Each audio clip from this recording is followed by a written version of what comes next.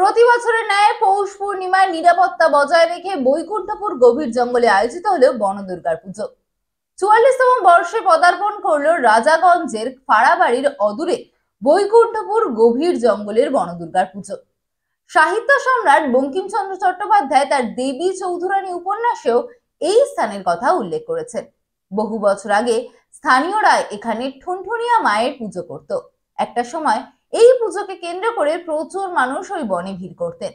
এখন সেটি অবশ্য বনদুর্গার পুজো নামেই পরিচিত।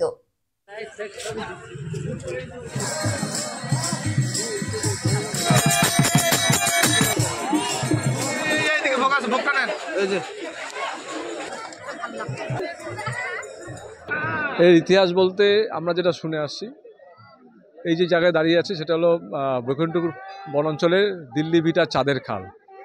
সেই এলাকায় ভবানী পাঠক দেবী চৌধুরীর আস্থানা হিসাবে আমরা শুনে আসি এবং বঙ্কিমচন্দ্রের উপন্যাসেও সেই কথা লেখা আছে।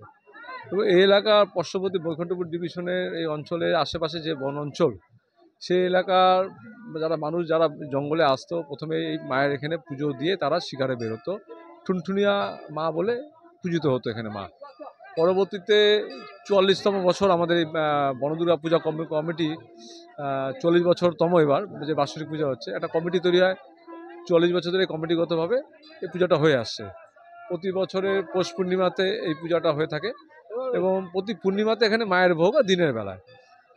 এই এলাকার মানে ডাবগ্রাম বন অঞ্চলের পার্শ্ববর্তী এলাকার আপনার আমবাড়ি, চলিবাড়ি, ফাটাপুকুর, রাজগঞ্জ থেকে শুরু করে শিলিগুড়ি যে এলাকা আছে, বিভিন্ন জায়গার শত ভক্তবৃন্দকে নিয়ে একটা কমিটি তৈরি হয়। সেই কমিটি এই শ্রী মা বনদুর্গা পূজা কমিটি রূপে চলছে।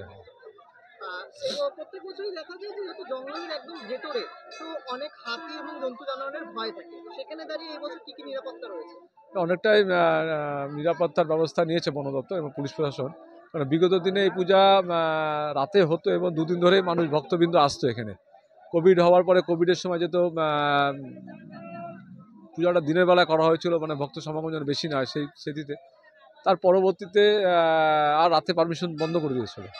পরবর্তীতে আমরা প্রশাসনের দ্বারস্থ হয়ে যে এই পূজাটা দীর্ঘদিন ধরে ইতিহাস থেকে সেই পূজাটা রাতেই হয়ে আসছে, তো আমাদের এই পূজাটা রাতে করার ব্যবস্থা করে দিন আপনারা। সে প্রশাসন অনুমতিও দেয় রাতে করার, কিন্তু কিছু বিধিনিষেধ জারি করে। যেমন আজকে যেমন পৌষ পূর্ণিমার আজকের দিনে সকাল ৮টার থেকে ৪টা পর্যন্ত ভক্তবিন্দু ভিতরে মন্দিরে প্রবেশ করতে হবে। রাতে কোনো ভক্তবিন্দু এখানে প্রবেশ করতে পারবে না। এবং যারা সদস্য এবং পূজার সাথে যারা জড়িত আছে ভক্তবিন্দু, তার মানে সদস্য যারা, তারা এখানে রাতে থাকতে পারবে। এবং আগামীকাল সকাল ৬টার থেকে ৪টা পর্যন্ত ভক্তবৃন্দ মায়ের দর্শন করতে পারবেন।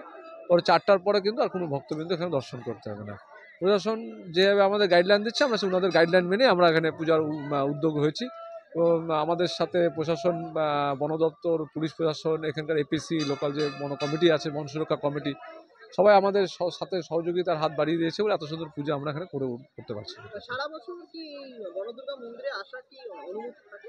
না, সারা বছর অনুমতি থাকে না। সেটা অনুমতি দিলে বন দপ্তর থেকে অনুমতি নিয়েই আসতে হয়। যে কোনো ভক্ত যদি আসতে চায়, বন দপ্তরের সাথে যোগাযোগ করলে বন দপ্তর তাদেরকে আনার ব্যবস্থা করবে। যে কোনো বিশেষ কমিটির সাথে যোগাযোগ করলে আমরা বন দপ্তরের সাথে যোগাযোগ করে এখানে আসা যাবে। হ্যাঁ, পৌষ মাসের পৌষ পূর্ণিমাতে যেহেতু বাৎসরিক পূজাটা হবে, পৌষ পার্বণ, পিঠাপুলির নতুন চালের সেটা মায়ের ভোগ দেওয়া হবে, সেটাই মানে করা হচ্ছে ব্যবস্থা।